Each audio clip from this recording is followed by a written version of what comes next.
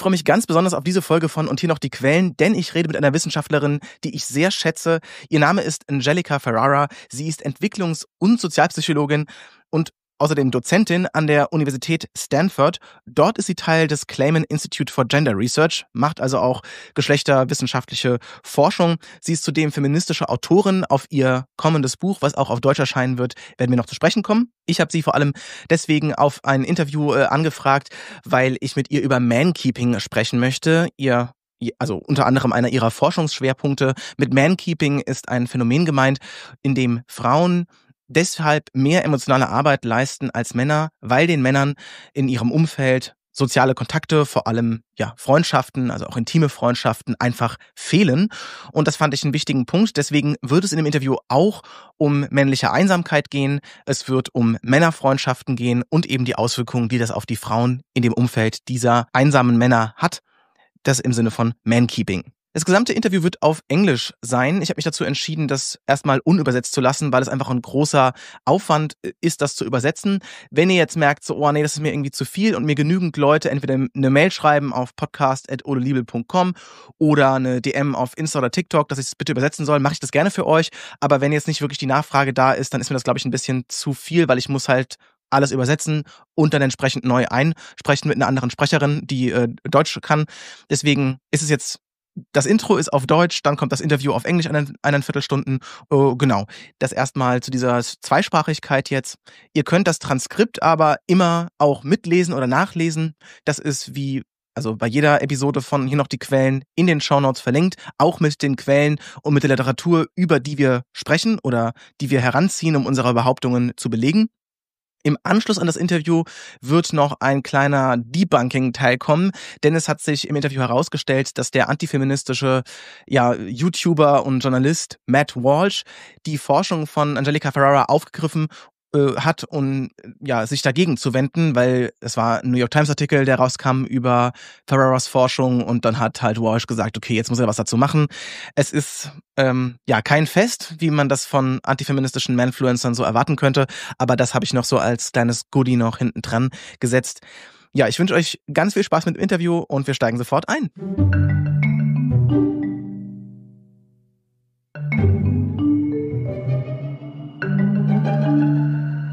I want to talk about a lot of subjects with you. Male loneliness, male friendships, the connection of loneliness and politics, about emotional labor, and of course, mankeeping, your research topic that we want to dive into. But I thought we should start with the problem first, which is male loneliness. I think, from male loneliness, you can draw a lot of connections to how men relate to other people, to friends, how much are they in need of emotional work done by women and so on. So I think we start with the topic of male loneliness. And I have the feeling that the whole discussion around it started in 2021 when I think a conservative think tank, a Survey Center on American Life, published 2 reports on a sharp rise of men in the US without friends. They made the studies and they also did it for young people and said, young men are especially vulnerable to this phenomenon. 28% of them do literally have no close relationships, and they called it a male friendship recession. Right. Then there was a second turning point, I guess, in 2023, where the YouTuber Shuon had published a video called The Male Loneliness Epidemic, and she also quotes the report. And nowadays, we have these 2 terms of the male friendship recession and the male loneliness epidemic. And I wanted to ask you as a researcher, is this real or is this made up? There's so much for us to dive into around this. We have all the time that we need, though. We could spend an hour on this question. So, the first thing is that it's complicated for me because some of the statistics that you mentioned are ones I have relied on and really worked hard to search for replications of, which there have been some, right? And I know that it can be suspect, especially to learn of some of the conservative underpinnings of Survey Center on American Life, for example. And I don't want to complicate it further, but the term that I tend to use in my research is neither of those things. One, because male loneliness epidemic, it's sort of flattening because loneliness is really only one small dimension of what's going on here in what I consider to be an issue around male social connection and masculinity. So when we hear male loneliness, loneliness is subjectively measured, right? It's a subjective experience of not having the social connection that you desire. But there's so many other components of our social and emotional health that we know men actually often, and we're talking about large Western democracies for the most part, where we have the densest amount of data, things like just how many people do you speak to outside of your house? If you have a problem, how many people can you confide in? How many people could you comfortably say, I love you to? Where do you have psychological safety in your bonds? There's so many ways, just beyond number of close friendships or number of people in your social network, that we as social scientists put together the complete picture of someone's social health. Loneliness is one dimension. So when I hear loneliness, I think, that feels a little constraining. And then when I hear epidemic, then alarms really go off, because the question is then, who are we talking about? Are we talking about a global epidemic? Are we talking about a certain type of man at which age group? I want to know who we're talking about. So, I mean, epidemic is just a virus that spreads globally. yeah. And it always poses the question, okay, if we talk about an epidemic, is it that global phenomenon? Is it like a virus that just spreads? And the recession has this temporal dimension that says, oh, it just, recently declined heavily. And then the question is, but is it global? And is it even like a recent thing? Totally. Okay. So there are two big thoughts that come to mind with this. The recession piece, part of this is actually true. So in that survey that you're referring to, what Daniel Cox, who's a colleague of mine, did was compare it to that 1990 Gallup study where they called people on the phone throughout the United States and they said, how many close friends do you have? That's what they were trying to replicate in that study that you mentioned first, the 2021 one that was conducted during COVID. And so they did see this decline over time, over this 30-year span. And then when we go further and further back in time, that's where we really do see this transformation in male bonds and how men were allowed to relate to each other. And of course, in my book, I argue that men having a ton of social connections was a way of edging women out from public life for hundreds and thousands of years, right? So it's not that we need to go back to this amazing period where men just had emotionally intimate, amazing connections, right? That's way too simplistic of an argument. And then this other piece on global, that's where we could run into trouble as well, because it almost completely doesn't include men in the global south, where connections are framed in ways that are really not necessarily using the same frameworks that we try to look at loneliness and connection through in the global north. So when we speak about global male loneliness epidemic, this feels like a lot of moral panic and a reactionary framework that sort of brings back the focus to be on men and feeling bad for men instead of thinking in the terms of how is patriarchy and misogyny still living today. But if we stick to this measure of loneliness, there seems to be some point that people want to know more about the topic. Loneliness seems to be a thing, People are drawn to it. And there is something about the popularity of these terms that is maybe not only connected to moral panic, but really this phenomenon of loneliness. You just talk about many different ways of that you could also look at. Yes. But how is loneliness actually measured? So loneliness is typically measured by literally asking people of their subjective experience of wanting more social connection. And the myth here is that loneliness is highly gendered. Loneliness is not highly gendered. Loneliness has risen for almost everyone in this sort of conglomerate of countries that we're talking about as social atomization rises, as living alone rises, as reliance on digital technologies for connection rises. We've seen everybody get more lonely, but it's what men do with their loneliness and how acutely men's loneliness translates to mental health distress that leads to some of the questions I'm asking in my work. So when we ask men and women about their loneliness, we see pretty similar results, actually, but it's those other dimensions of social health that I mentioned to you, such as how psychologically safe do you feel in your bonds? How many people are you talking to? How many people could you go to with a problem? Some of the biggest research firms that are conducting census representative studies on men's social connection show that almost half of men in the US, UK, Canada, and Australia couldn't rely on a single person to talk to you about a problem, right? So you're seeing That's serious. That's serious. And sometimes that's a 20 percentage point gap from women. It's stunning. It's not a type of, we call it effect size in psychology, that you commonly see.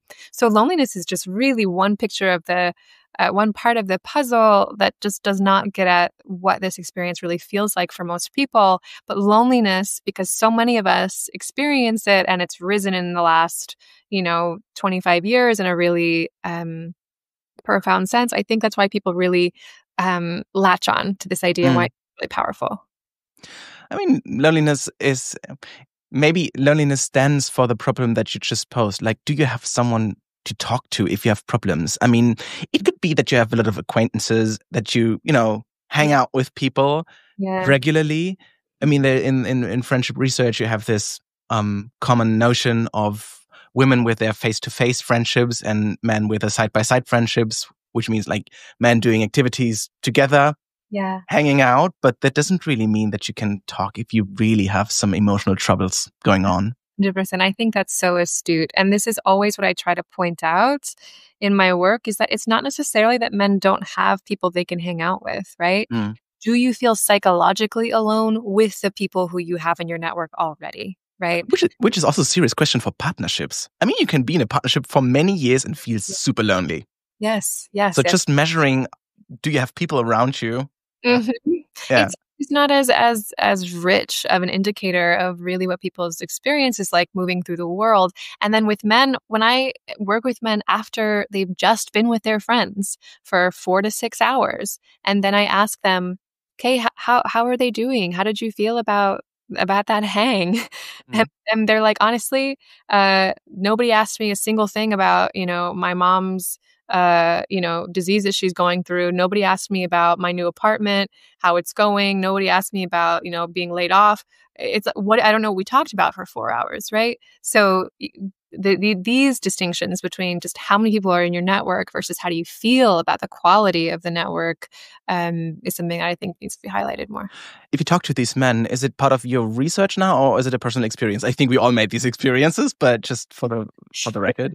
There are men that I formally interviewed for Men Without Men, my book, and the academic studies that I've been conducting over the last 3 years during my time at the LSE in Stanford, where I've spoken to over 100 men about their social relationships. Can you talk about these interviews a little bit? I mean, how do you experience the men being confronted also with the questions of it? Yeah. So one thing that I noticed in recruiting men for this project is that there would be a cohort of men who was really interested and so excited to talk about their relationships. And these tended to be men who had great relationships they wanted to talk to me about, right? They wanted to tell me about how much they loved their friends, how much they relied on them, that they were each other's whole worlds. It was, really, really awesome to see and also construct an account of how they got there. What experience of living in the world as a man led to being able to freely have these sort of bonds. So that was sort of one cohort, but the majority of men who found their way to me found their way through their partners. I would sometimes literally show up to a coffee shop to conduct an interview or log on to a Zoom call, and my first question is usually, so glad you're here. How'd you hear about this project? And so many times men would say, I didn't actually. I don't know why I'm here. My wife put it on my calendar. Wow. And I would say, one, that's very difficult because then you have to, someone has to consent to participate in a study. So then we'd have to really rewind the tape a bit and be like, so here's who I am. And this is, the kind of questions I'm going to be asking you if you're okay with it. But Terry Real, the psychologist, calls these wife-mandated referrals of how men often end up in a psychologist's presence. And that was very, very strong in my work of men saying, I'm here because somebody else told me to be.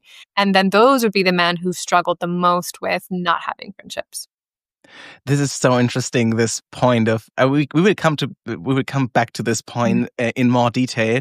But if I remember correctly, there was a study that also connected the health or life expectancy of men to their partnership status, and also said, yeah, maybe it's part of that women care for that the men just have doctor's appointments, that they just call them and say, hey, you have to take care of that, which I think is is kind of sad. It's your health. What else? It is sad. And I'm not familiar with that particular study, but the women who responded to this work on mankeeping, which I'm sure we'll talk more about, have actually expanded the term to mean exactly what you're just saying. We were talking the ways that women facilitate men's social networks for them. But what women really wanted to tell us about is how they were also maintaining the social calendar, the medical calendar, that all of these sort of cognitive and administrative labors that they were doing on men's behalf.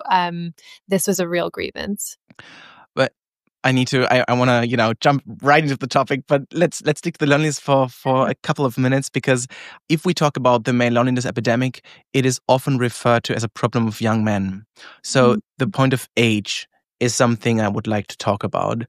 Do we see patterns of loneliness or of, mental health problems that are, more a thing of younger generations, or what can you tell about that? I think depression rates rise also when you get older, but what is it with a young generation? So this is because there are two cohorts of researchers that are not speaking to each other. One is that the entire field of geriatrics and geriatric health and the medical field, which has studied social isolation and loneliness and its gendered features for years, is not connected to the group of research doing work on young men's social isolation. So they're That's wild. Yes. And it's also because, even, theoretically, frameworks wise, they're just coming from different camps of, academia and research. And the geriatric work is largely based in the medical establishment. So there are actually two inflection points where we see boys and men struggle with social connection the most. One is in that 18 to 23 group. And then the next is in the post-retirement 60 plus group. So those are two sort of waves in this distribution of when men are most at risk for these phenomena. But there are also transition points in men's lives where they become very vulnerable to these things as well, especially when becoming new fathers, when graduating from school. So leaving a social container where they used to have that social connection built in and surrounding them. These times where men have to reconfigure who they're around are also these vulnerable points. I mean, there are some more conservative voices saying that if we look at these age groups that are most vulnerable to loneliness or these kind of problems, would say that, you can look at the data and you clearly see that for men, the work is the most important thing. When they work, in their mid-life, so to say, from 25 to 60, whatever, they are happy, they have social connections, this is the way it is. So I think it's connected often to these stereotypical images of, what men want and how men are, and this is why men should work and women should stay at home. Would you respond to these voices? I think, the tone of just how you express that question is shared, by me. This is a tactic that is used to try to legitimize traditional ways of being a man and telling men that if they want to be well and if they want to be their existences to be worthy on this planet and have connection and be in community and be useful and valuable to other people, they need to work and provide for others, right? This is such a limited view of who men have the capacity to be. But yeah, that feels like I think you see menfluencers all around the world addressing that issue with the most clarity, They see that young men are suffering under their loneliness. Let's stick with the term loneliness. And they address it and they say, I see you and I feel you and you're here with me. and now go to work and get wealthy, and then people will come. That's a grift, right? And Yeah. let's use loneliness as just a stand-in here for that sort of larger compositive social connection and wellness. But it's funny that the people who are most concerned about these topics, me being them, you being one of them, we have this sort of overlap in the Venn diagram where the other people who know the statistics around male isolation really well tend to be these masculinity grifters. Yeah. They want to leverage that into money, and they want to leverage that into a social agenda, right? Andrew Tate on his website has a program called The War Room, where he promises men will feel that warm feeling of brotherhood and community and belonging. And he charges men, I believe it's $6,900 US to join the War Room, right? Military campaign recruitment ads. The biggest one in the UK, which has been running and millions of pounds have been spent on it, is the You Belong Here campaign, right? So men's isolation is It is called You Belong Here campaign. The You Belong Here campaign. It's on my bus stop down the street in Stoke Newington. This is so commonly used as a frame. So this is part of the larger way of how patriarchy works that I want to highlight in my book and in what I do, is that men's isolation is politically and socially expedient for those who are in power, because it's very easy to convince a vulnerable population who is looking for connection to be sort of captured by whatever message it is that they're trying to promote. If we talk about the cure of loneliness, most people wouldn't say, oh, go to work and be wealthy. Most people would probably say, get some friends. Yeah. So I think we should shift the topic to male friendships a little more. When I tried to do the research on my own for my book about masculinity and emotions, I was I surprised? Maybe not. But I was still shocked about the fact that the sociology of friendship is such a small field. I mean, I'm coming more from the sexual sciences, where I did a lot of research for my first book on Friends with Benefits. And there I was stunned by the fact how many people can imagine of having a friend with benefits relationship, of already having experience with it, but there is literally no German research on it. And even like when the book was published, I think I read every paper on friends with benefits out there, which, I'm not happy to say this, because science shouldn't be that way. You shouldn't be able to read every paper of a field of research, especially if it's about friendship. I mean, friendship, it's the most important relationship in life. I agree. How can it be that it remains so under-researched? I mean, you're now a Stanford researcher. You should know your stuff. Why is it the case? I don't get it. I wish I had the most satisfying response to this, because it's difficult for me to understand why other people don't do, certain research. I can tell you about why I do it. Yeah. And, but it's shocking how little data we still have on the effects of friendships, on how friendships are cultivated, maintained. We are just beginning to have a body of work showing that friendships maintain not just our mental health, but our physical health, because of how they affect the cortisol and stress pathways in the body and their relationship to inflammation.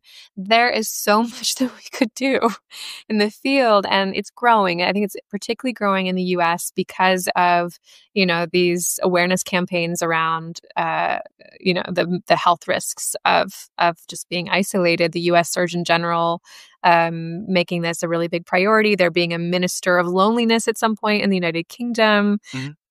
So I wish I had something more satisfying for you other than just sharing your frustration massively and wishing there were more for us, but particularly within men's friendships. I'm working with what I've got. I'm doing what I can with what I have. But there's so many low-hanging fruits, basic questions that we don't have the answers to. For example, what are the ways that most men have made their friendships? Because I wanted to talk about the differences between male friendship and female friendships, if you want to work with these broad categories. But I mean, just from an everyday life experience, we all know that there is a difference coming, from how your gender is expressed, how you're allowed to feel, how you're allowed to talk, what do you think is important and stuff. There's an obvious difference in how they relate. And I think especially in cross-gender relationships or cross-gender friendships, these differences become conflicts or sources of conflicts. They do. This is a tough one for me because I spend a lot of my career telling people about the ways that there are not differences and that the ways these things are constructed, right?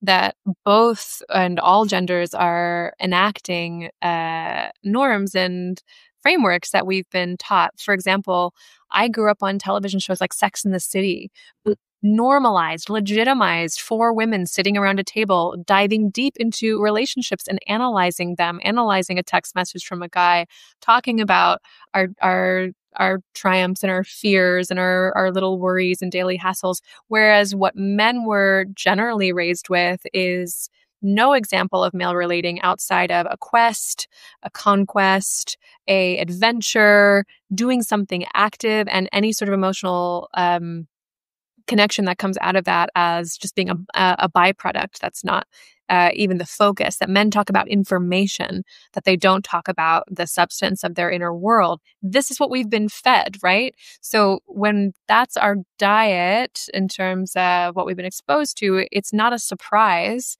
that our relationships can look so different. Yet what I'm always trying to push on this is that many men are ready for and want friendships that look more like the types of bonds that women have been raised to maintain. Yeah, and if you ask about the reasons why is it the case, you often hear this more conservative argument. Yeah, it's because of evolutionary biology, because, men were hunting and women caregivers, is close to the children, so they have to expect their emotional needs and stuff. And on the first sight, you might think, oh yeah, that's intuitively correct or so. But if you have a second look, not even looking at the science, we all know it's out there, but not even looking at the science, I think, what does it even mean that you don't need emotions when you're hunting? Because if you're hunting, of course you have to plan some stuff, but most of the time, you just walk around some forests and then suddenly something appears and you don't have to think, you have to feel, you have to connect, you have to, get a grip of where are the others. You must be attuned to the attention. Yes. Yeah. So it's pretty emotional. And if I think about, caregivers' work, I love it. If I do my dishes, I have no emotions at all. I'm bored maybe, but most of the care work that you have to do at home is repetitive, extremely organizational work with no emotions involved at all. So I don't get this. But yet that type of work has been framed exclusively as the loving care, of being sort of love's laborer. And these other things that men have been taught to do are supposed to apparently have nothing to do with being attuned to the world. Yes, it's intuitively nonsense. It's also historically nonsense, right? I am looking through right now, the books that are surrounding me are men's letters to their friends in the 16, 17, 18, and 1900s. How men spoke to each other about their anxieties, about their, did this woman bring me up? Could you please pass along this message? I believe there was a stolen glance the other day. Men clearly have an expanded their emotional world and talked about it at length with one another and how they felt about each other, saying that their souls were interwoven. These things are so common in the historical record. So if you were to put an evolutionary argument forward, what that would require would be that men then had a rapid evolution, basically after the Industrial Revolution. And that's not how evolution works, right? That all of a sudden men then what became their nature, which was historically not the case, right? It's not...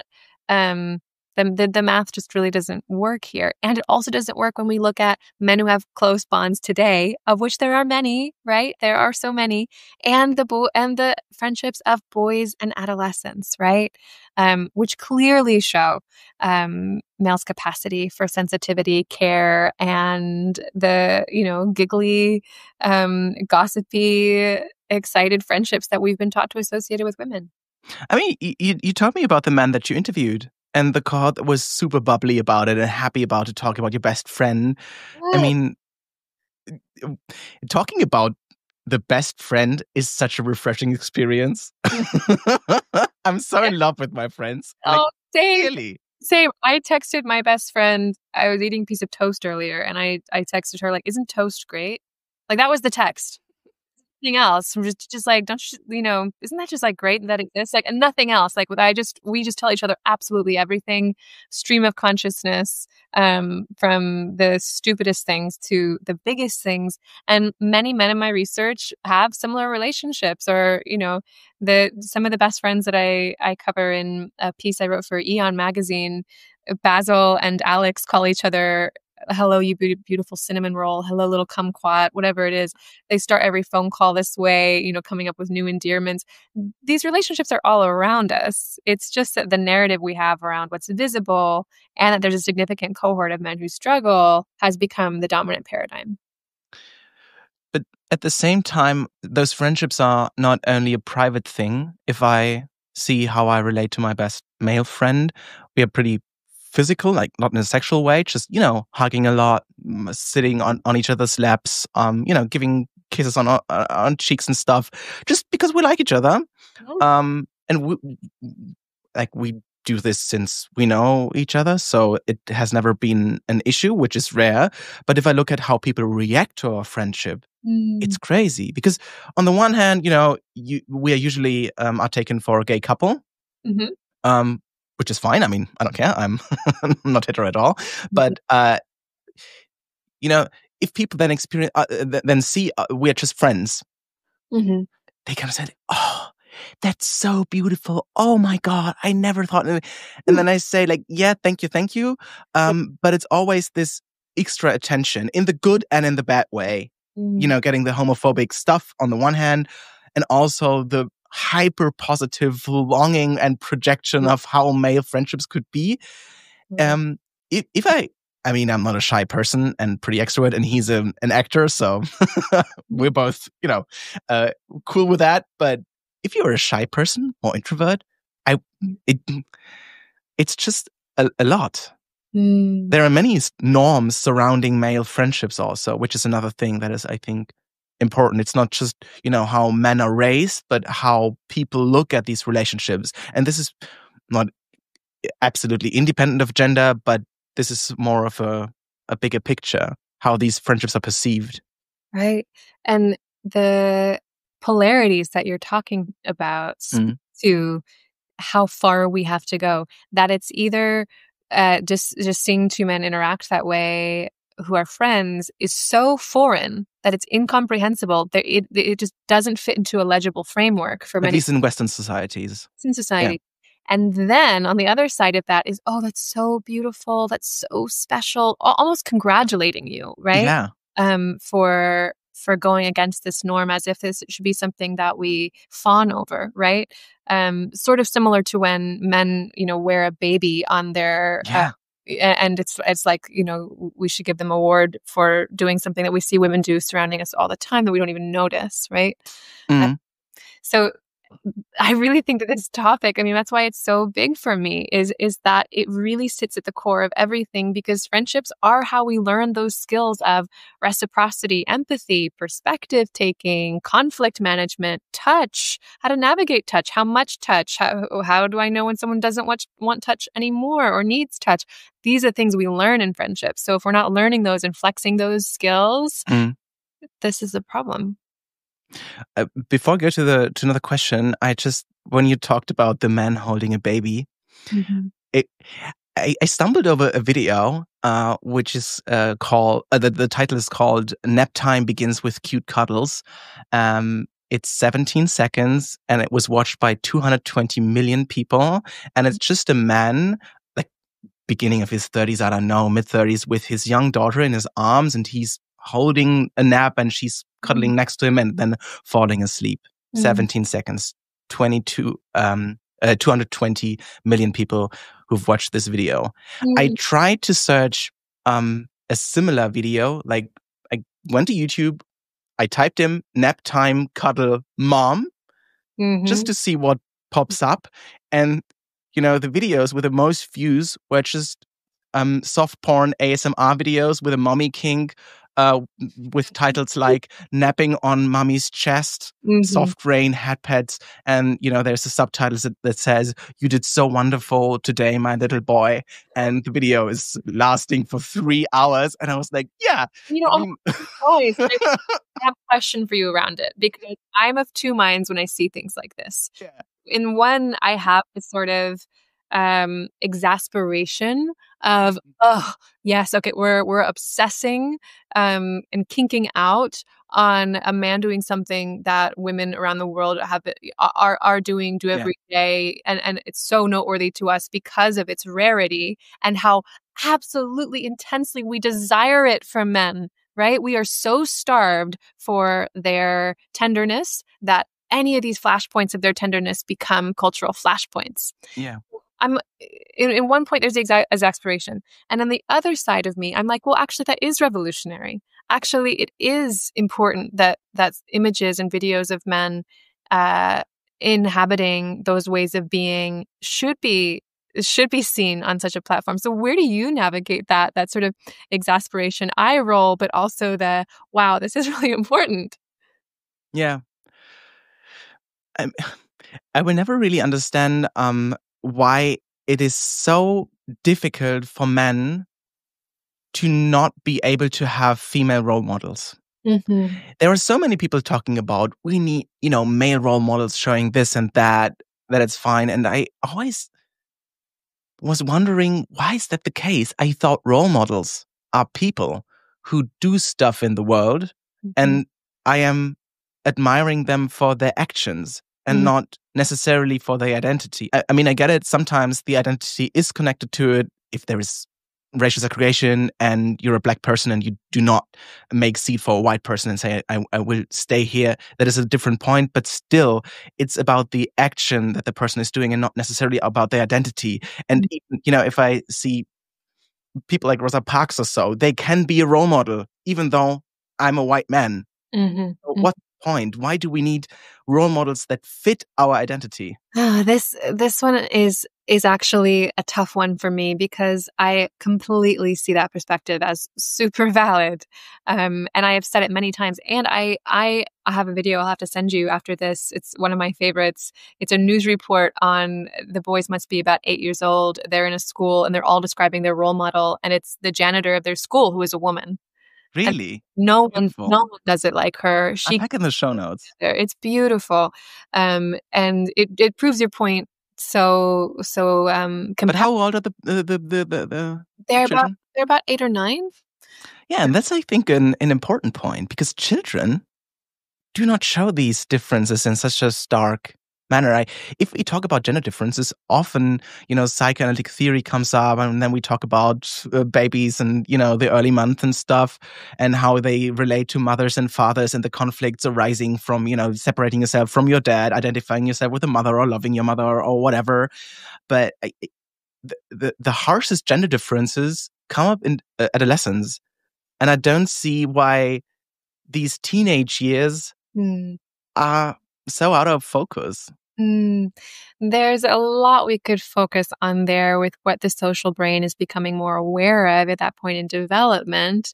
But I'm still stuck on the point of the role model piece, because I do notice when I get to work with boys in schools, how they respond when, remember, sometimes 93 to 98% of their teachers are women. There's nothing with this. And the people they are looking up to and modeling themselves around do happen to be adult women. Who are their pediatricians? Who are the social workers? They tend to, for the most part, overwhelmingly be women.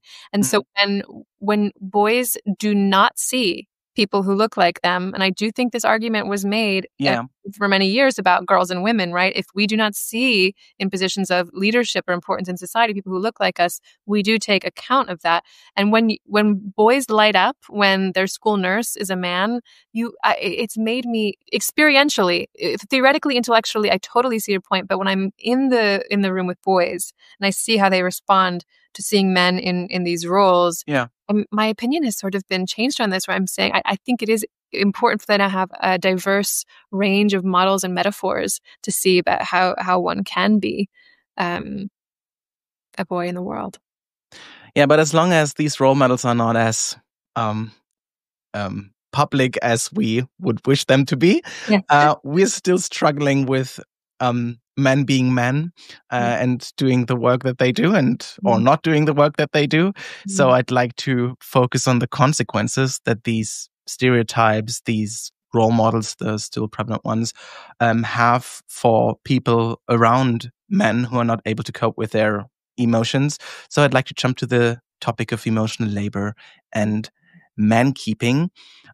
Before we dive into the discussion more deeply, I would kindly ask you to separate some terms for us and our audience, because if we look around the feminist social media discourse, terms like mental load, emotional labor, sometimes for the more academic ones, emotion work, and mankeeping are all used together.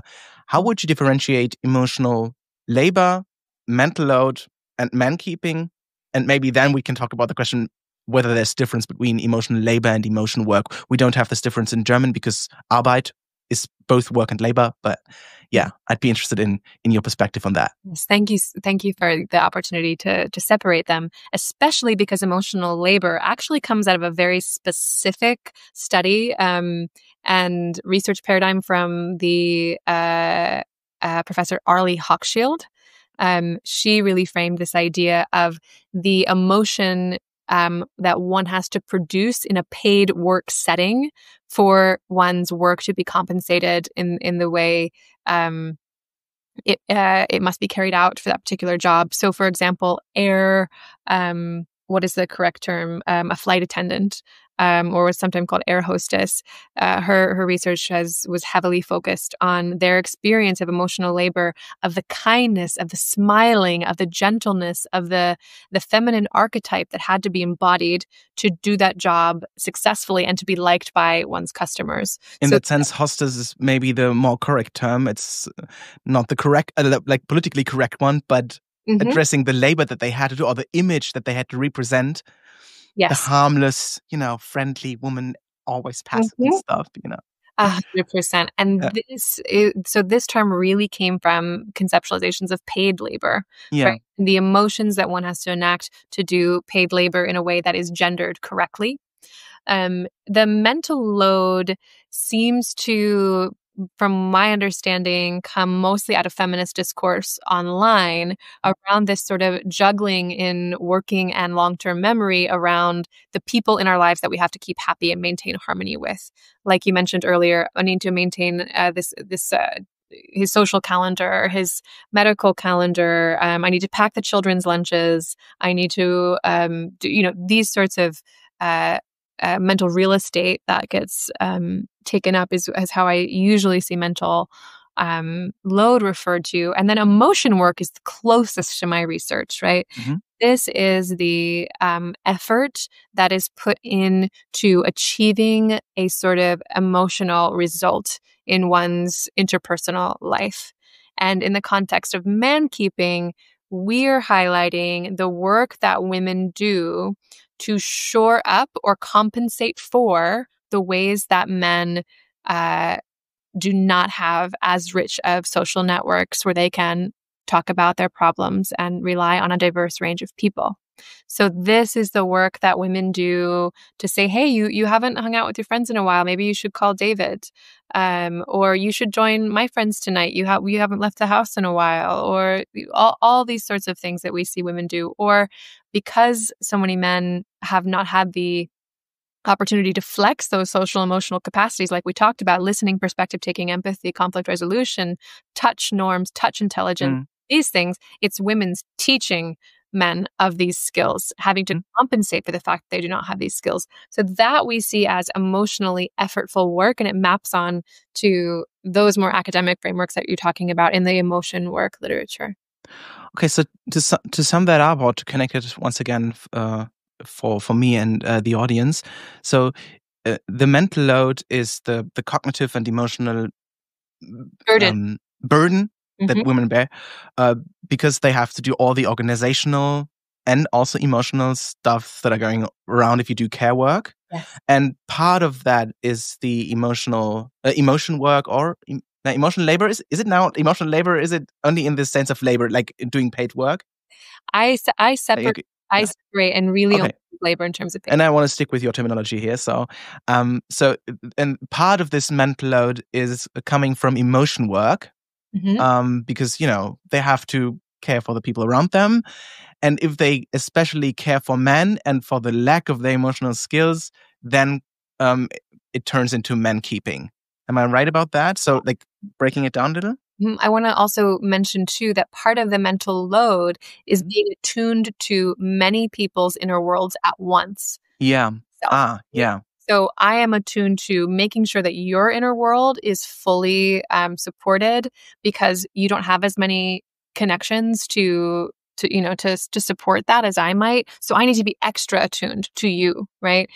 This is what our research really tries to highlight when we speak to women about their experience. That mental load is not just all the things that I need to do, but it's I need to be vigilant of your state so that I can keep you happy, which will keep us happy, then we'll keep our family happy, this sort of dynamic.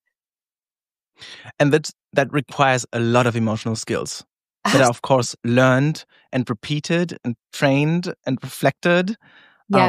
Yes, that is social reproduction, right?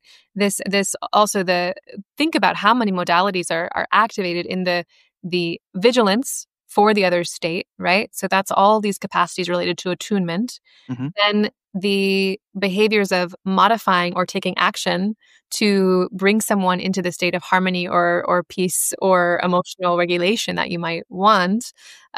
Then all the work of maintaining and facilitating connections for that person. This sounds like a lot here, but this is actually a really common experience that women talked about when they heard mankeeping. And I think why it's been spread so far and translated into so many languages is because so many women looked at that and they said, yeah, that's me every day. Do you know when people came up with the term mankeeping? I came up with it. Are you? What? Yeah. No, you came up with the term mankeeping. Well, I coined it. But what I didn't coin was kinkeeping, which is the term that my research came from. So kinkeeping is all of the work that women put in to maintain harmony within their family life, particularly the nuclear heterosexual heteronormative family. So these are things like, okay, somebody got upset at dinner. I need to follow up with them after. Or, oh, it's Teacher Appreciation Day. I don't know if they have that in Germany. I need to send my child with a flower to school, or, whatever it is. Oh, we went on a holiday. We should really take a picture because we didn't take any pictures on this whole holiday. These sort of noticing and taking actions to create good feeling in the family. This has been called kinkeeping. So my research is in response to the data that we have showing that men are lacking social connection at a higher level than women, and really looking at how this manifests in cross-gender bonds, particularly women's labor on behalf of men. So that's really the niche that I honed into with mankeeping. But yeah, it comes from me and my research assistant, Dylan Vergara.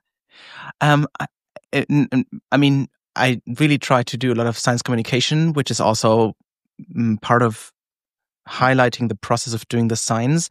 And I wonder how do you study something as hidden and as diffuse as mankeeping?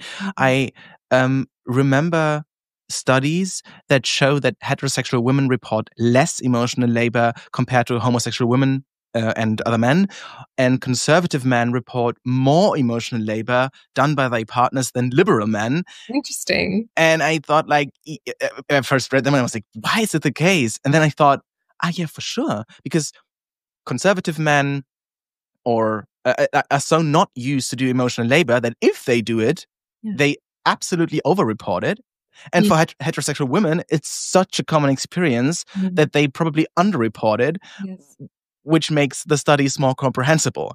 And as you have written in your paper, we have no studies measuring the actual suffering or costs for women. Right. And then I really thought, how can that be again? And then the second question or follow up, how do you measure it if people are subjectively, they are not even aware of it? I mean, if you're deep into feminist discourse and discussing it with your friends all the time, then you might get a hint of what you're actually doing. But if you don't, you don't know. this is a really big problem. And even those points that you just made around which group would over or underestimate their labor is a really astute one.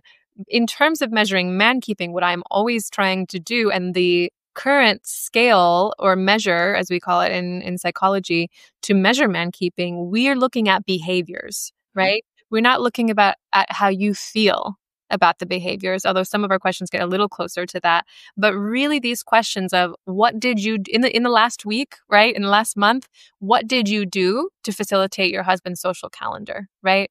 So number of times you did X, number of times you did Y.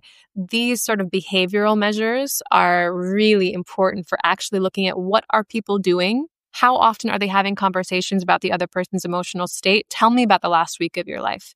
So these things help us get a little bit closer instead of, do you do a lot of emotional labor in your relationship? Yeah. What's a lot? That depends on all sorts of things like your identity and how you've been raised to move through the world. It's pretty similar to what we talked about when it comes to loneliness. It's not, are you lonely? Yes, no, maybe. It's more like, do you know someone to call to if you have problems? It's a similar thing, which it points to actual behaviors and not attitudes or subjective states. Exactly. So that's why a person with 10 friends might answer the question of, do you feel lonely, the same as a person with 2 friends, right? Yeah. It's only about the individual experience of it, such as the question of, do you do a lot of emotional labor? This, what counts as a lot, is going to completely change. When you came up with the term mankeeping and you did your research, I mean, you're in the bubble of doing academia, but you recently published an article, I think it was in the New York Times, wasn't it? The New York Times covered my research. The reporter Catherine Pearson did a feature on mankeeping, but I did not write it myself. Okay, but I think it blew up, didn't it? It did. How was the response? Oh, I'm so glad you asked about this. I haven't really gotten to talk about that very much. The response came with a lot of people writing in to say this was their experience, but also a lot of misogynistic abuse and men from all corners of the manosphere. Matt Walsh, the conservative podcaster, has made a video about mankeeping. I have not watched it, but I do know that it exists. It's been on Fox News. It's been in many areas where I never thought the term would ever be spoken. So it's come with a surprising amount of blowback, but also a huge sense of affirmation and resonance from especially women and men who say, yeah, this used to be me, or it is me, and I don't want it to be anymore. I think I should do a debunking on the Matt Walsh video. We could do it after the interview. I mean, I can watch it and get back to you with some questions, and then I can put it in the part where I talk by myself. I mean, I would love it. I'm pretty much, I try not to fill my mental or energetic space with people like that. So that's why I haven't watched it. And that's why I have a lot of my friends, summarize negative comments for me and things like that, because I just don't have the time or sort of space for it.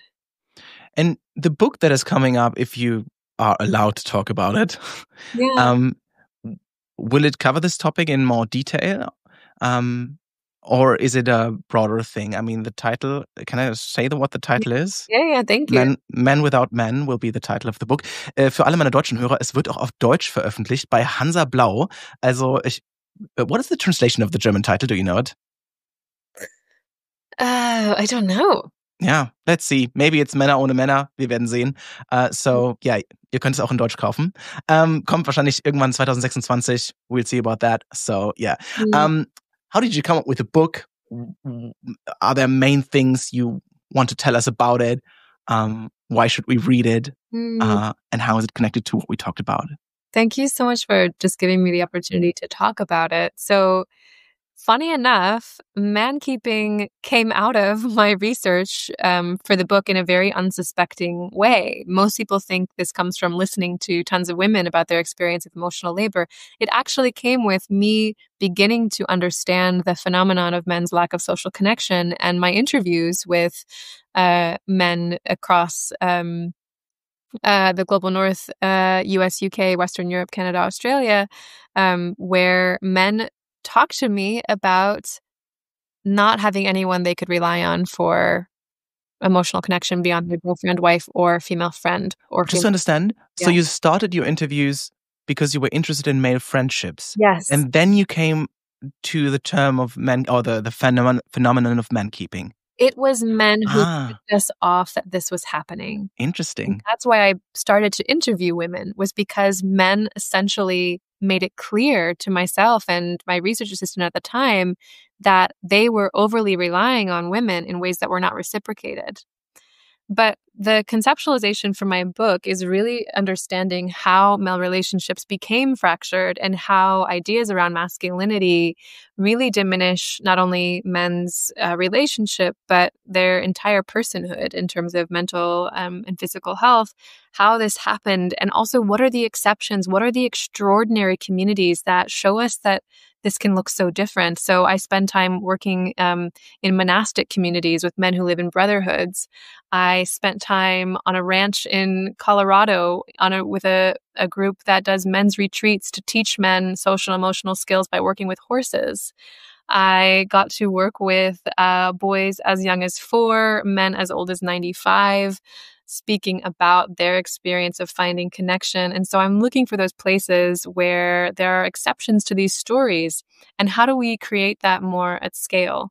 So I'm really trying to look for solutions in this book. And there's also just a lot of heartwarming stories about male best friends that are really, really beautiful. But it's a deeper exploration of this entire topic and the context that surrounds it. And mankeeping, or women's burden as a result of male social disconnection, is only one part of the book, really, and not its main focus. Yeah.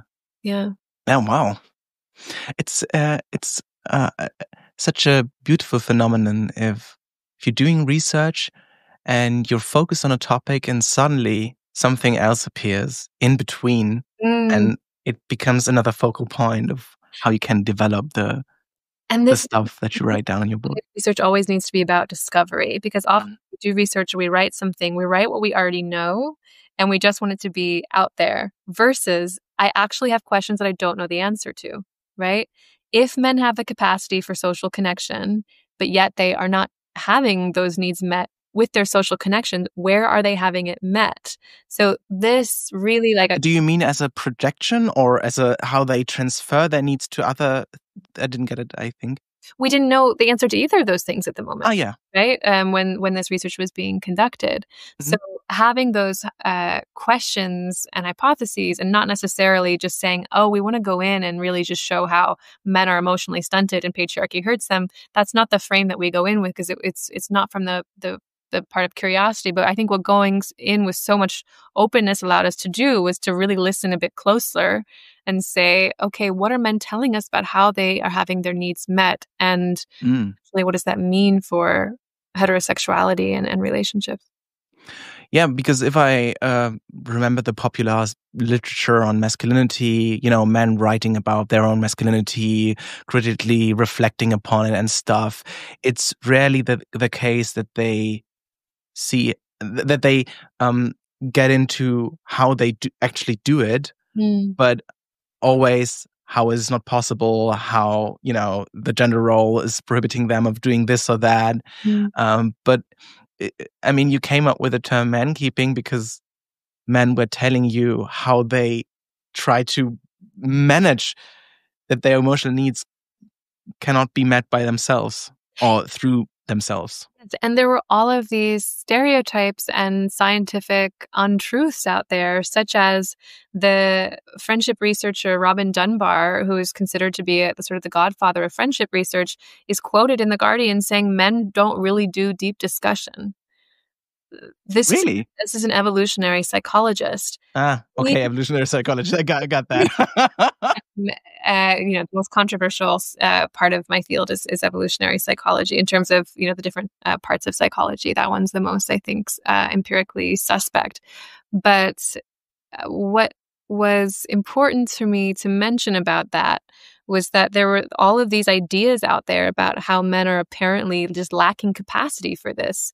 But yet they were saying in my research their secrets, their fears, their insecurities, all the things they notice around them, their anxiety. So the way that men were appearing in front of my eyes did not match the science stereotypes that were out there in society. So it's really the low-hanging fruit of just saying, actually, men do want to talk about, interior design and hair removal and all sorts of things. Who even knows, right? An interaction that went poorly where they were feeling clumsy. We act like men just completely do not have the capacity for these things that all of us think about because we're human. And so my research was really just making that clear, is that men were talking about these things and they were talking about it with women. Yeah. I mean, I have a very special relationship to evolutionary biology or evolutionary psychology even more.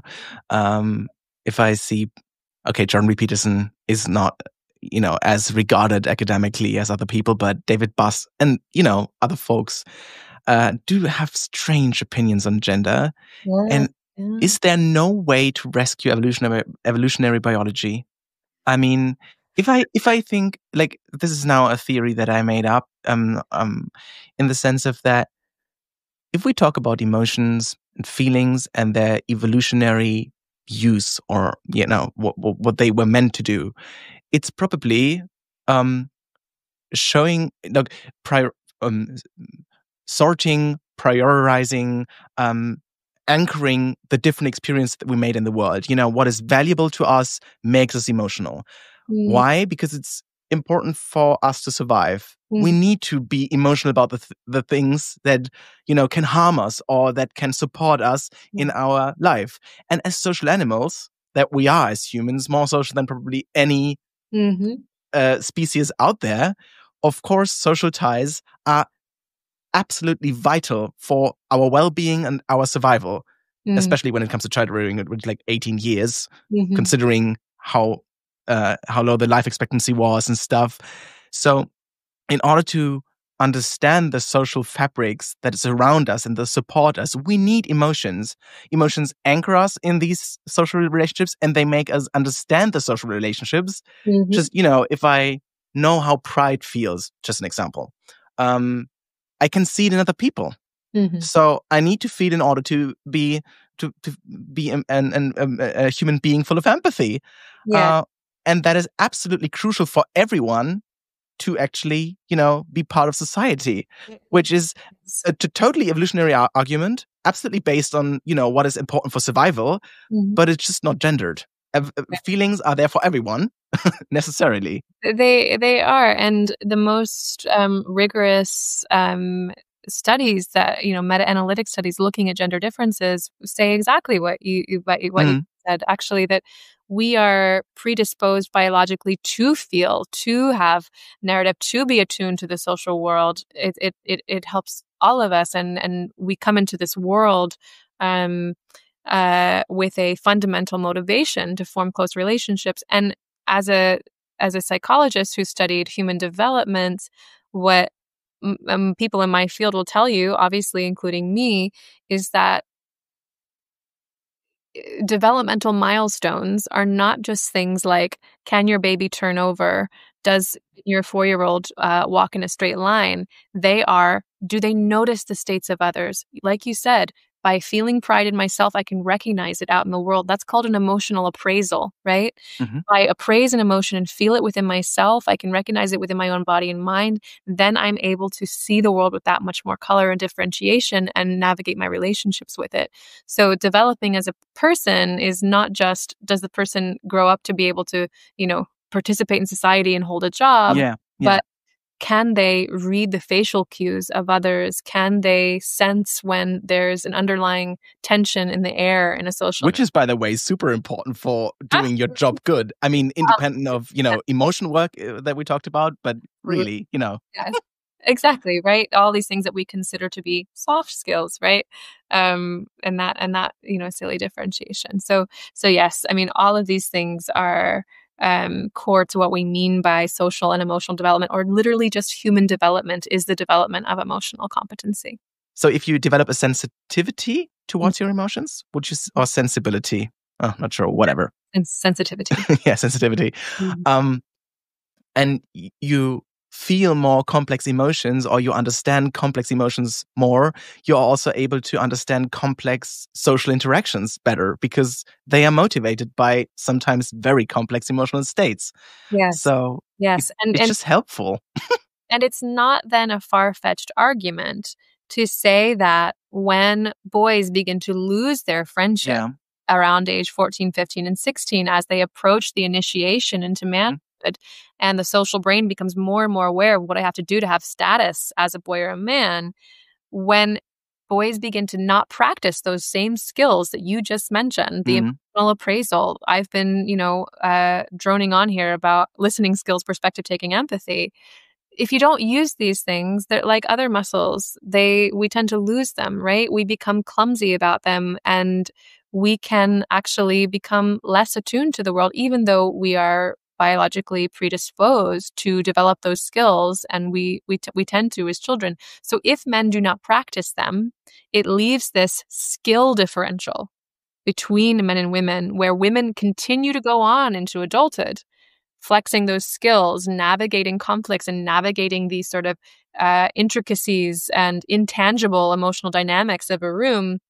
And when men are told that, like, actually that's women's thing and you're not, that's not your bag, this is when we run into a really big problem. And this skill differential is this term I've been increasingly using to try to describe what I mean when we encourage men not to flex the skills that they inherently have as human beings.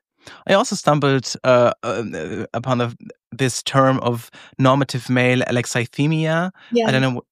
I think you have heard it. For the audience, alexithymia is, I think, from Greek, and it means the inability to speak from your heart, like literally translating now the term. And so we talked about this subject so often that even like in science, we have a very clear term for it, the normative male alexithymia, which I think is, telling. So that particular difficulty is around identifying and describing emotions, right? Yeah. Like speaking from the heart. So can I recognize their own emotion? Yeah. In my body, in my mind, this is what anger feels like. This is what shame feels like. This is what embarrassment is like, and that's how it's different from shame or guilt or other states. And then can I use my words, right? Then can it become a linguistic function to describe what I'm feeling in others? Which, of course, this can also relate to appraising emotions in others, not just the self.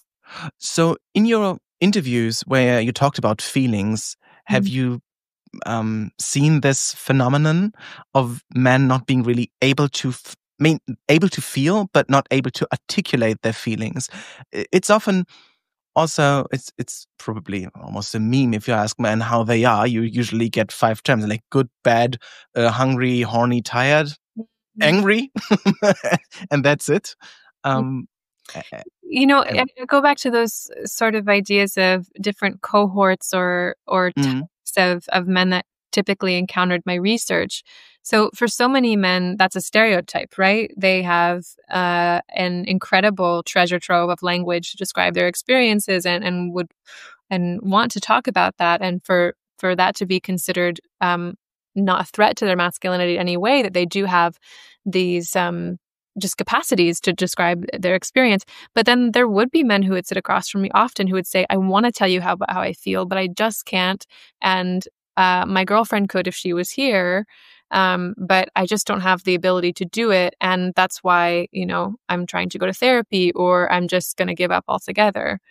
And those men were often the men who were taught to perform the most stringent forms of masculinity that alienated them from their inner capacity for relational intelligence. And then there are the men who talk so much about their own feelings, like literally all the time, that you feel like an emotional trash bag, where they are very aware of how they feel and they can put it into words super nicely, but they just cannot listen. That might be a description of someone who has a heightened awareness of their internal state, but is completely lacking attunement to be able, we call that theory of mind in psychology, to perceive of other people's minds and experiences. So they become alienated from not the self, but the other, which I would argue is sort of an alienation from self, but that's a different conversation. The ability to even sense that there's not a reciprocity in an interaction is a difficulty, is a struggle with emotional competence. Yeah, you already mentioned the term attunement, or, getting in tune with someone emotionally in order to listen to them, to care for them, to understand them, to, protect their desires, feelings, thoughts, and so on. Do we have a German term for attunement? Not quite in the way that it is in English, because the tune, as the sound waves becoming a harmony, vibing in a way. Right, being able to sense when a tune is high, when it's low, when it's discordant, when it's harmonizing. And when we talked about the emotional labor, I think you mentioned this state of attunement first. So it seems to be also a pretty female-coded thing, that attunement comes first, not sensing your own emotions first, then regulating it, and then attuning. But first attuning, regulating everything, and later on caring for your own emotions. So would you say it's so we talked about, Mankeeping, why men need it, what do they do? But what is the effect on women if they do the Mankeeping all the time? I mean, you interviewed women, you said. Yeah. I can tell you what they tell us. Yeah. Which aligns with how we hypothesized it in the original research. The experience is often one of burden and burnout, of this sense of worry also that if the woman is not able to be there for the man, that he will have no one. And if something were to happen to her, if she were just not to be available, who would he talk to? This sort of sense of an underlying back burner worry about. But wait, these are the women's thoughts or the men's worries? The women's thoughts. Oh wow! Okay, I was just listening to you, and I was confused in the middle of the sentence. I was like, "Wait, what is she talking about?" And that is telling. This is a women's experience, and there's also a lot of anger. A lot of anger. Oh. I did not know, and this was not the dream of heterosexual romance that I was fed and that I believed I was signing up for. It was a surprise to many women that, 20 years into their marriage, they would become the full emotional manager of the man's inner life, and that he would not have other people to talk to about what's going on with his inner world. So there was disappointment, frustration, anger, resentment, and just a sense of being tired. And where can you formulate that feelings or that reactions in your relationship? I think it's quite tough to tell your partner, "Hey, I love to care for you, but it makes me extremely angry." Yeah. It was very hard, and these were sort of the limitations of my remit as the type of psychologist who does research and does not go into these interviews from a therapeutic perspective, because sometimes women would ask, "What do I do?" And that becomes a different conversation, right? How do you respond to that? If I'm there to document the phenomenon and express it with the highest degree of fidelity to what they're telling me, and qualitatively analyze that. But we would often just sit there in the room, sort of being at a loss of saying, "How do you want to bring this up?" And women would say, "Well, I think we could go to couples therapy, but I know I'm going to be the one finding the couples therapist. I'm going to be the one finding the time on his calendar, and that just makes me more and more angry." So we would sometimes get to really dark places in the interviews where I would really ask a woman who would describe this as a massive burden and saying, "Why do you stay?" Oh. And we would be at a loss of there'd be this sense of I'm not sure, but I want things to be better. And my hope, though, with this work is that more and more people, the seed is planted of, is this the way it has to be? Because if you look at the comments on the Daily Mail describing Mankeeping, there's going to be tons of women who are saying, "This is what it means to be a woman. This is part and parcel of what it means to be a wife." And the whole thing of feminism is just saying, is the way things are the way things have to be, right? Is there another way to do this? And that's what I hope seeing this term take off across the internet has done for people, even if you're not politically or, sort of gender conscious, that you at least say, okay, I'm doing this work and there's now this word for it. Can I think a little bit deeper about, is that the way I want my relationships to be? That's the hope, is that it causes a little bit of interrogation. And I think it's a beautiful end of the interview. It's just, such a, in German I would say zugewandt. I have no idea what this is in English, but anyway, it's a very positive term. Thank you very much for being on my podcast. It was a very delightful interview and very insightful. Thank you so much for having me. It means a lot. And just thank you for doing the work that you do. Ja, wie im Interview mit Ferrara angekündigt, folgt jetzt noch ein kleines Debunking des antifeministischen YouTubers oder Journalisten, Podcasters Matt Walsh, der in Reaktion auf den New York Times Artikel über Ferraras Forschung eben ein Video veröffentlicht hat. Kurz zu Matt Walsh: Es ist halt ein konservativer Journalist, hat auf YouTube 3,3 Millionen AbonnentInnen, und mir ist er das erste Mal aufgefallen, also ich kannte ihn so ein bisschen aus so einer Man-Influencer-Ecke natürlich, aber so richtig, tiefer habe ich seine Inhalte erst gesehen, als ich 2022 seine extrem cringige Doku What is a Woman mir angeschaut habe, was ich natürlich versucht, so neutral und objektiv wie möglich mit dem Thema Transgeschlechtlichkeit auseinanderzusetzen. Aber bei solchen Typen wie Matt Walsh folgt dann eigentlich nur reine Propaganda. Das war jetzt auch nicht ganz verwunderlich.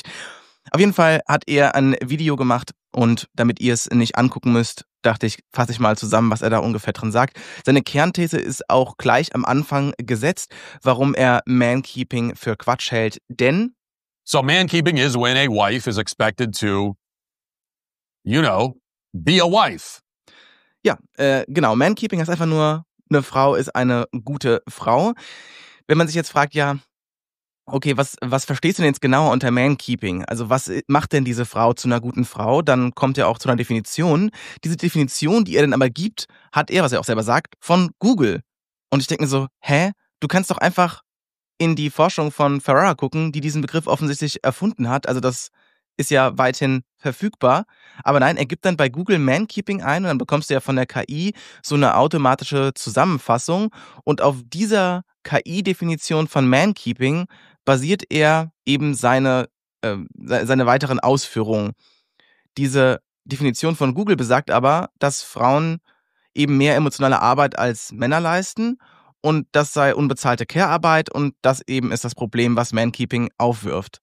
Aber was Ferrara ja sagt, oder was sie nicht sagt, ist, dass jede emotionale Fürsorge unbezahlte Care-Arbeit ist, und sie sagt auch nicht, jede unbezahlte Care-Arbeit ist Mankeeping, sondern was Angelica Ferrara sagt, was ja auch in dem Interview klar wurde: Es gibt einen Bedarf an Sozialität, also an sozialem Miteinander, der über lange Zeiten von Freundschaften, die Männer untereinander haben, gedeckt worden ist. Aber der in einer Zeit, wo die emotionale Verkümmerung von vielen heterosexuellen Männern um sich greift und wo sie zunehmend damit zu kämpfen haben, keine intimen Beziehungen zu führen, vor allem auch nicht zu anderen Männern, eben von wem aufgefangen werden muss? Von den Frauen in ihrem Umfeld, und zwar am allermeisten von ihren Partnerinnen, sofern sie welche haben. Warum das so ist, da kann man drüber reden, über das Geschlechterbild, also wie man als Mann zu sein hat. Man kann über neoliberale Vereinzelungen reden, dass wir alle nur noch irgendwie arbeiten müssen und unser persönliches Vorankommen umsorgen müssen. Aber dass soziale Kontakte da einfach ein bisschen runterfallen. Man könnte darüber reden, dass heute nicht nur die ganze Arbeitssituation, sondern schon Ausbildung, die politischen Verhältnisse, die klimatischen Verhältnisse alle mega prekär sind. Jeder ist auf sich allein gestellt. Wir müssen gucken, dass wir irgendwie überleben. Und dann hat man dazu eben noch so eine männliche Prägung, die einen die Vereinzelung treibt. Das könnte man alles behandeln. Aber nein, das macht er eben nicht. Also wie gesagt, wenn wir über Mankeeping reden, dann reden wir nicht einfach nur über das, was Frauen ohnehin an emotionaler Arbeit mehr leisten, einfach weil sie Frauen sind und ihnen das so aufgebürdet wird, sondern es geht nochmal ganz spezifisch um den ökonomisch und gesellschaftlich bedingten Mehraufwand von Hetero-Frauen an Heteromännern in ihren Partnerschaften, weil eben diese Männer immer weniger intime Beziehungen führen. Und es hat exakt nichts mit Romantik, es hat nichts mit Liebe, es hat nichts mit Hingabe, es hat nichts mit Fürsorge einer tollen Hausfrau oder einer tollen Ehefrau zu tun, sondern eben mit der zunehmenden Vereinzelung der Männer und das nennt Ferrara Mankeeping. Also diesen spezifischen Mehraufwand. Deswegen ist es vielleicht auch nicht so gut, wenn dann in der New York Times oder in anderen Zeitungen so davon gesprochen wird, dass es beim Phänomen Mankeeping um eine mangelnde Gegenseitigkeit ginge. Das ist nämlich ja nicht der Punkt. Aber selbst, weil es geht ja nicht darum, dass jetzt Frauen und Männer gleichermaßen einsam sein sollen oder vereinzelt sein sollen und sich deswegen in ihren Partnerschaften gleichermaßen diese emotionale Arbeit angedeihen lassen sollen, sondern es geht ja darum, dass sie einfach wieder mehr Freundschaften führen können. So.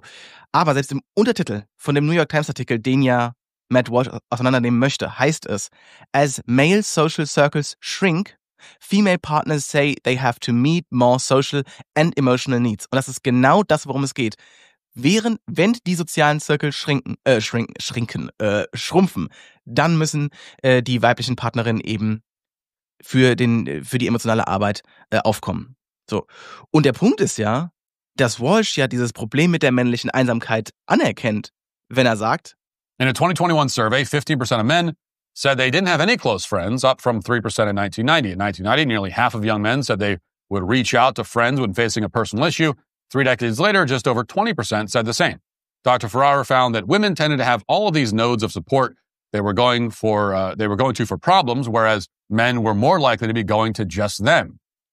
Und wenn ich sowas anerkenne und solche Statistiken lese, dann wäre ich ja als Podcaster jetzt in der Situation, wo ich halt mehr über die Freundschaft sprechen würde oder eher über die Nicht-Freundschaft der Männer. Aber was er ja eigentlich nur im Sinn hat, ist seine heilige Familie hochzuhalten, denn es geht, der schwenkt komplett in der Diskussion nur auf Partnerschaften um und es geht einfach überhaupt nicht mehr um Männerfreundschaften oder die nicht existierenden Männerfreundschaften, sondern sein einziger Angriffspunkt, den er hat, sind die bösen Feministinnen, denn And the point is that, as you probably already suspected, mankeeping is yet another term feminists have coined as an elaborate and roundabout way of justifying their own monstrous, hideous narcissism.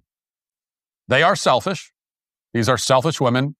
Also nur, dass wir uns hier nicht falsch verstehen, gell? Monstrous, hidden, selfish. And they want to continue being selfish. And anything that distracts from them focusing 100% of their energies on themselves and their own desires is emotional labor. That's what they really mean by the term. And that's why, as usual, the struggles of men are being reframed as problems for women. Und es ist halt so absurd, weil er möchte sich jetzt aufspielen als der die Sorgen der Männer ernst nimmt, aber das, was er gerade als Problem aufgeworfen hat, nämlich der Mangel an Freundschaften, wird von ihm keines einzigen Wortes mehr gewürdigt. Und das ist einfach so typisch. Es geht ihm nämlich auch nicht um die Männer. Also, dass es den Feministinnen nicht um die Männer geht, ich meine, das ist halt Feminismus, gell? Also, das ist ja auch schon irgendwo verständlich, dass man da irgendwie schaut, okay, es geht halt um eine patriarchal bedingte strukturelle Machtungleichheit. Natürlich guckt man da eher erstmal auf die es am meisten betrifft, nämlich die Frauen. Natürlich kann man auf die Männer schauen, aber wenn man das jetzt zum Ansatz macht, also gerade sagt, wir müssen jetzt auf die Männer schauen, ja, dann mach es doch. Aber er macht's ja gar nicht. Er guckt nämlich nicht auf die Männer, er guckt eigentlich nur auf das, was er durch die Feministinnen angegriffen. Aber wenn man ihn jetzt fragt, ja gut, wenn er schon jetzt nicht die Freundschaften oder die mangelnden Freundschaften von Männern adressiert, ja, was ist denn für ihn das Eigentliche, das nicht gesehen wird, das Leiden der Männer, wo sie mal ernst genommen werden müssten, was von den Feministinnen immer unsichtbar gemacht wird? Und da sagt er ganz deutlich, I carry 100% of the burden to provide for the family and ensure that we always have a roof over our heads and food on our plates. Ja, also da weiß ich jetzt auch nicht mehr, was ich zu sagen soll. Also klar, das Leid der Männer ist für ihn die Bürde der Arbeit. Gut. Ich verstehe trotzdem nicht, warum er sich jetzt so gegen dieses Mankeeping wehrt. Weil wir reden ja hier von strukturellen Problemen, die in die Beziehung eingreifen, die Qualität der Beziehung vermindern. Und ich weiß nicht, er ist einfach unfähig oder einfach auch nur ungewillt, the bigger picture zu beachten und zu sehen, dass diese gesellschaftlichen Probleme zu emotionalen Konflikten in der Partnerschaft führen und dass man deswegen vielleicht auch politische Konsequenzen ziehen könnte. Aber nein, er will eigentlich überhaupt nicht irgendwas verändern. Und das wird deswegen noch absurder, weil er ja selber ganz glasklar zugibt, dass er im Sinne von Mankeeping gemancapped wird. Indem er, also wirklich, er sagt es ja, also und zwar so. You know, I'll fully admit, if I ever find myself at a social event of any kind, it's almost always because my wife coordinated it, planned it, scheduled it, and convinced me to attend. And reminded me like 20 times that we're doing this thing on Saturday. Und wie gesagt, also ich meine, seine Konsequenz daraus oder sein Fazit oder warum das so ist, wie er sich das erklärt, ist ja, wie er schon in der Einleitung gesagt hat. It means that my wife is my wife. So, his wife is his wife. Punkt. Und dann sagt er noch, ja, also wenn er auf sich eingestellt würde und seine Frau nicht da wäre, dann würde er wie ein Eremit im Wald leben und bräuchte keine sozialen Kontakte. Und ich denke mir, ja, ist ja schön und gut, kannst ja machen. Aber wer bist du jetzt, dass du für alle Männer sprechen würdest? Ich meine, er schickt sich an, für die Männer zu sprechen, ignoriert aber das Problem, was dort formuliert wird, spricht dann nur von sich, wie er es machen würde. Und das ist dann seine Antwort auf eine feministische Kritik. Also, kann man machen, muss man sich aber auch erstmal trauen. Ich meine, die 100 Männer, die Angelica Ferrara für ihre Forschung interviewt hat, sprechen ja auch in großen Teilen von einer großen Sehnsucht nach mehr Intimität. Das heißt, die sagen nicht, ja, wir würden halt einfach einsam im Wald leben, sondern die sagen, ich krieg's nicht hin. Und irgendwie merke ich, da ist ein Loch in meinem Leben und ich krieg es nicht gefüllt. Und ich denke mir, da kann man ja mal mehr drüber reden, als nur zu sagen, wie er selber im Wald seine Würstchen grillen würde, ohne Friends, die er offensichtlich nicht braucht. Was natürlich bei ihm auch mal so, man sich auch denkt, ja, keine Ahnung, wie das jetzt genau stattfinden soll. Ich meine, der Typ ist halt auch krass privilegiert, im Sinne von, er ist einfach ein weißer, heterosexueller, christlicher US-Amerikaner, der mit 3 Millionen Follower auf YouTube wahrscheinlich auch einfach unendlich viel Kohle macht und eine Diskurshoheit hat.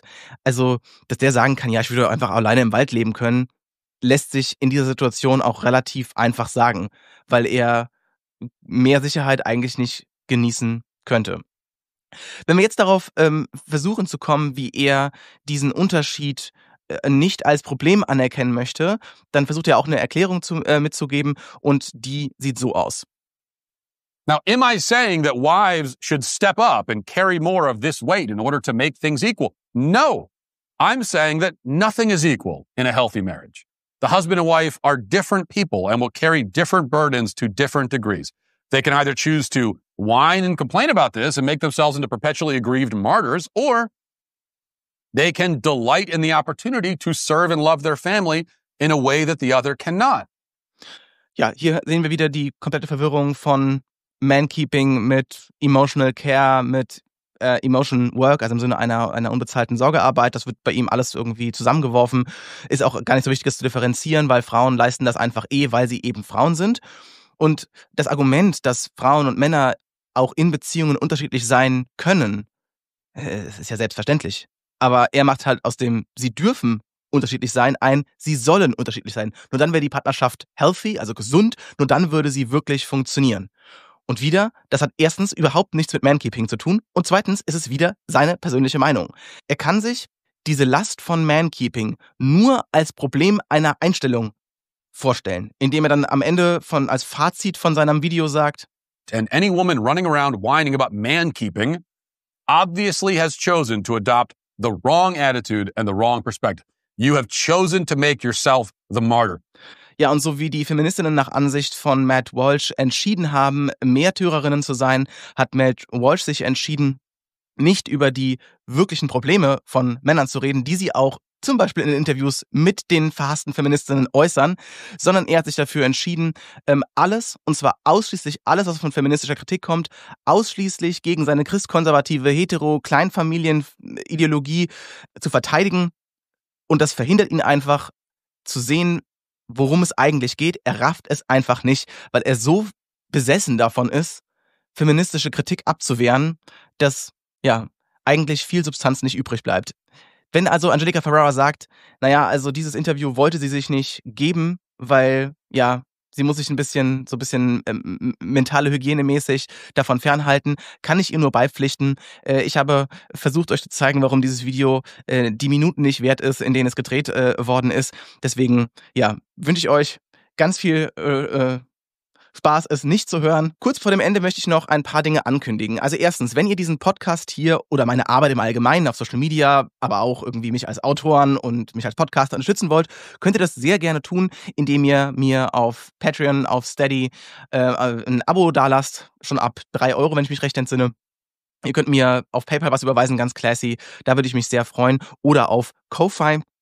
Wenn ihr mich monatlich abonniert, habt ihr auch Zugriff auf Sonderfolgen. Momentan gibt es erst eine, weil der Podcast noch nicht so lange existiert oder auch diese Abo-Funktion nicht. Diese Sonderfolgen werden daraus bestehen, dass ich eure Fragen beantworte. Also wenn ihr Lust habt, dass ich mich zu Themen äußere, dann schreibt mir einfach entweder an fragole@oleliebel.com oder einfach eine DM auf Insta oder TikTok und dann werde ich es entsprechend sammeln und aufnehmen. Zusätzlich zu dieser Sonderfolge, die ich in der nächsten Woche aufnehmen werde, kommen jetzt auch etwas dichter noch Folgen. Ich hatte im letzten Monat nicht wirklich was veröffentlichen können, weil ich einfach eine Deadline hatte mit meinem Buch. Das war einfach ein bisschen zu viel. Aber deswegen folgt jetzt in dichterer Folge nach dem Interview mit Angelica Ferrara noch eine Folge zu Performative Males, weil muss halt sein. Ich meine, ich mache feministischen Content und habe einen Schnurrbart. Außerdem würde ich noch ein Buch sehr ausführlich besprechen. Ich hatte das auf Insta schon mal angekündigt. Das ist nämlich Martin Schröder, ein deutscher Soziologe, der das Buch Wann sind Frauen wirklich zufrieden rausgebracht hat. Das ist 2023 schon erschienen. Ich habe es jetzt erst gelesen und es hat mich in vielerlei Hinsicht erschüttert, irritiert und erschreckt. Ich habe Martin Schröder für ein Interview angefragt, aber er hat noch nicht geantwortet. Wir werden sehen, ob das irgendwie geht. Er war auch im Urlaub und so. Ich hake da nochmal nach. Ansonsten würde ich das in Tiefe besprechen. Da sind einige Statistiken, die wir uns aus einer feministischen Perspektive wirklich anschauen sollten, die viel in Frage stellen, was wir für richtig, wahr und gut halten und warum das vielleicht stimmt oder auch nicht stimmt. Da werde ich auch nochmal genauer drauf eingehen. Bis dahin also wünsche ich euch einen schönen Tag, einen schönen Abend, einen schönen Morgen und bis bald. Ciao.